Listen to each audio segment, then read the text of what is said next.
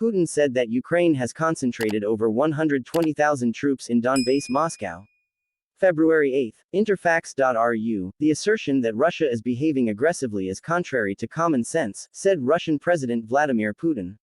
According to him, it is the NATO infrastructure that has approached the borders of the Russian Federation, and not vice versa. We are categorically against the expansion of NATO with new members in the East, because it poses a common threat to us. The further expansion of NATO to our borders, Putin said at a press conference on Tuesday night following talks with French President Emmanuel Macron. We are not moving towards NATO, but NATO is moving towards us. Therefore, to say that Russia is behaving aggressively, at least, does not correspond to sound logic, Putin said. He explained why Russia considers the possible admission of Ukraine into the alliance dangerous. According to Putin, the country's doctrinal documents state that Russia is its adversary and that it is possible to return Crimea by military means. And if Ukraine wants to return Crimea by force, being a NATO country, a military confrontation will arise between Russia and the alliance. I asked at a press conference last time, should we fight NATO? But I want to ask you, is there a second part of this question? Do you want to fight Russia? You ask your readers, viewers, users of internet resources, do you want France to fight with Russia? Well, it will be so. Our concern is also dictated by issues related to European security, the president of the Russian Federation said. Many countries have learned from their own experience of the peace-loving nature of NATO. Russia cannot close its eyes to the fact that the alliance considers it its adversary, Putin said. I would also like to note that they are still trying to calm Russia down with arguments that NATO is a peaceful, purely defensive organization, a purely defensive alliance. Citizens of many states have seen from their own experience how much this is true. I mean Iraq, Libya, Afghanistan, and, in fact, the corresponding large-scale military operation against Belgrade without the sanctions of the UN Security Council, the Russian leader said. According to Putin, this is, of course, an undertaking far from what a peaceful organization could carry out. Among other things, we cannot ignore this. In the 2019 NATO military strategy, Russia is directly named as the main security threat and adversary, the Russian president said. At the same time, according to Putin, the military potential of NATO and Russia is incomparable. If Ukraine joins NATO and takes back Crimea by military means, European countries will automatically be drawn into a military conflict with Russia. Of course, the potential of the united organization of NATO and Russia is incomparable, he said.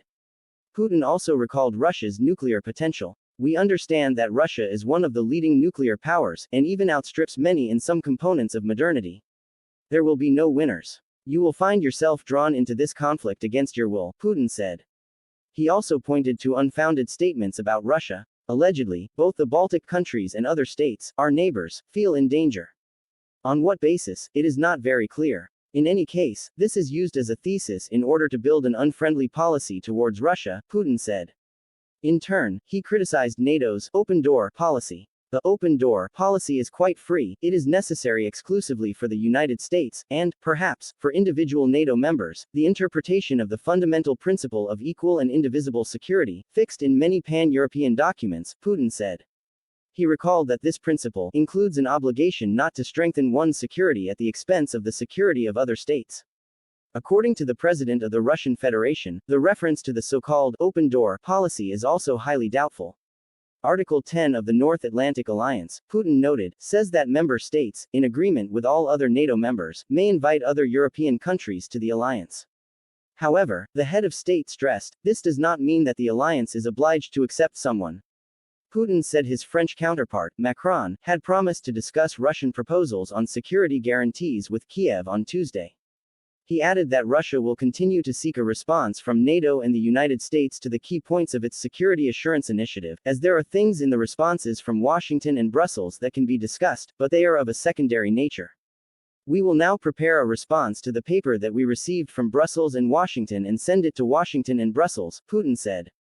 He listed some complaints about the policy of the alliance. I will not open every article, but on all key issues, non-proliferation of NATO, non-deployment of strike systems near our borders, return of NATO infrastructure by 1997, on none of these points is there simply no position, and even the answer is no or yes.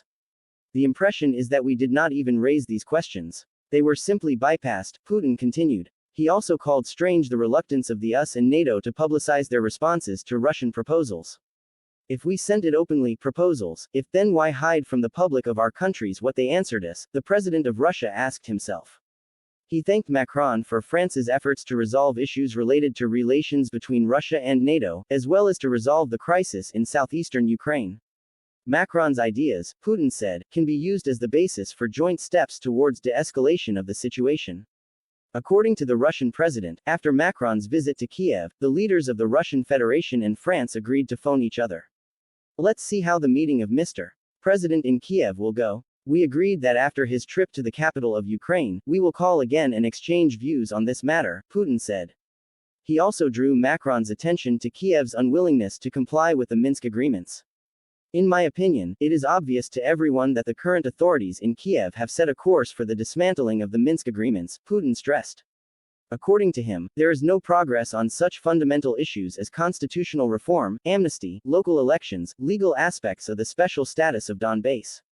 The well-known, at least for specialists, Steinmeier formula, when we actually agreed with some amendments to the Minsk agreements and made certain concessions, has not yet been enshrined in Ukrainian legislation.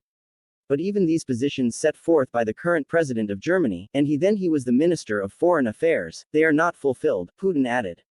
Kiev continues to ignore all possibilities for the peaceful restoration of the country's territorial integrity through direct dialogue with Donetsk and Luhansk, Putin concluded.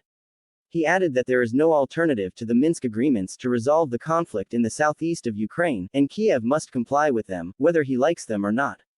Putin stressed that the Kiev authorities do not want to talk directly with the authorities of Donbass, although paragraphs 12, 9 and 11 of the Minsk agreements say that some issues will be discussed and agreed with representatives of these territories. Therefore, one must muster the courage to acknowledge what is written, not to speak in black and white, but in black and white in work, Putin said.